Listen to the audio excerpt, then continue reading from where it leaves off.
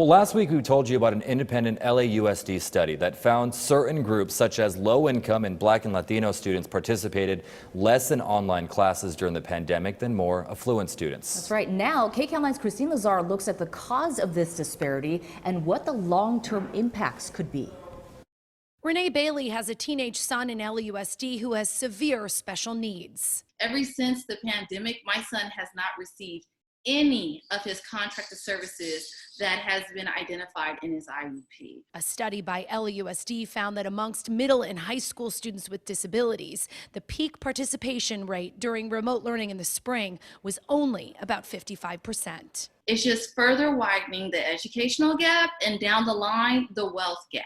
Black and brown students also participated at much lower rates, about 10 to 20% behind their white and Asian classmates. Professor Tyrone Howard is the director of UCLA's Pritzker Center for Strengthening Students and Families. We have to understand that this moment today in 2020 will have long-term ramifications 3, 5, 7, 10 years from now.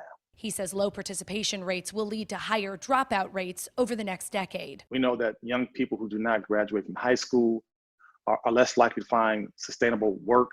They're going to make less money over their lifetimes. There's a correlation between those who don't finish high school and their involvement in the penal system. So what is causing the deep disparities in online learning? The report doesn't say, but parent Yasmin Arevalo says her community struggled to connect online. A lot of parents, such as myself, didn't have internet access in the beginning. While she eventually got internet through the district, she faced other challenges as a single working mom. I had to decide whether to work or to be with the kids. Professor Howard says the district needs to get creative to reach these students. I think we've got to do some old school things such as getting out and knocking on doors and calling parents and caregivers.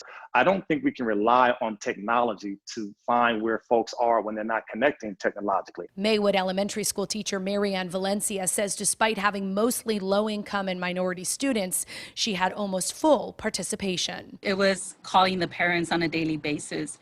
Some might have been upset, that we were calling a lot and leaving text messages and whatever we can do. I mean, smoke signals, anything to get the parents to, just contact us. Let us know what's going on so we can help you. In a statement to us, LAUSD says it has not finalized its plans for remote learning for the upcoming school year, but the district did say that it will be providing Wi-Fi and devices to any students who don't have them.